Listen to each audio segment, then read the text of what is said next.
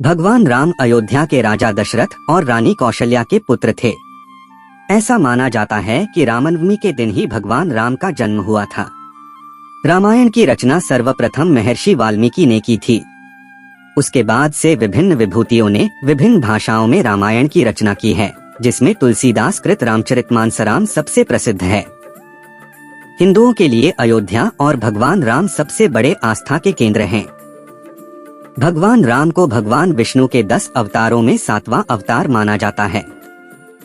भगवान राम से पहले भगवान विष्णु ने मत्स्य, मछली, कूर्म, कछुआ, वराह, सुअर, निसिंह, मनुष्य एवं सिंह, वामन, बौना और परशुराम के रूप में, जबकि बाद में कृष्ण, बुद्ध और कल्कि अवतार होना बाकी के रूप में अवतार लिया था।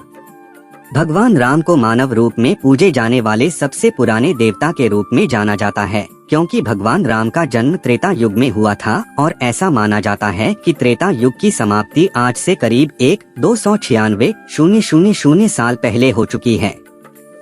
त्रेता युग में भगवान विष्णु ने भगवान राम के अलावा वामन और परशुराम के रूप में भी अवतार लिया था।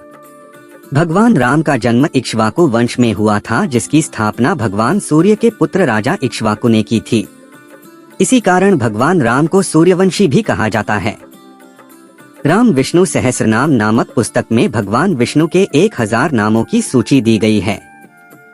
इस सूची के अनुसार राम भगवान विष्णु का 394वां नाम है। भगवान राम का नामकरण रघुवंशियों के गुरु महर्षि वशिष्ठ ने किया था। वशिष्ठ के अनुसार राम शब्द 2 बीजाक्षरों अग्नि बीज और अमृत बीज से मिलकर बना है। ये अक्षर दिमाग, शरीर और आत्मा को शक्ति प्रदान करते हैं। राम नाम का 3 बार उच्चारण हजारों देवताओं को स्मरण करने के समान है। महाभारत में वर्णित है कि एक बार भगवान शिव ने कहा था कि राम का नाम 3 बार उच्चारण करने से 1000 देवताओं के नामों का उच्चारण करने के बराबर फल की प्राप्ति होती है। आपको यह जानकर आश्चर्य होगा कि भगवान शिव भी ध्यानावस्था में भगवान राम के नाम का ही उच्चारण करते हैं। राम सेतु का निर्माण वानर सेना द्वारा किया गया था, जो तमिलनाडु के रामेश्वरम से शुरू होकर श्रीलंका के मन्नार तक बनाया गया था। इस पुल के मुख्य शिल्पी नल और नील थे। इस पुल की लंबाई आज की गणना के हिसाब से लगभग 30 किलोमीटर थी और इसे बनाने में 6 दिन का समय लगा था।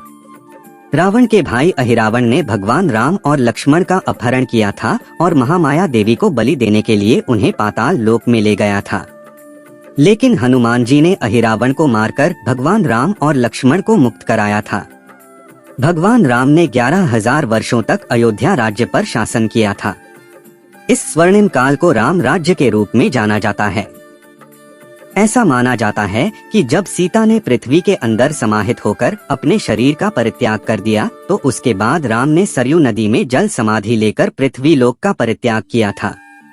भगवान राम ने सभी के लिए जीवन जीने हेतु सही रास्ते का आदर्श प्रस्तुत किया है।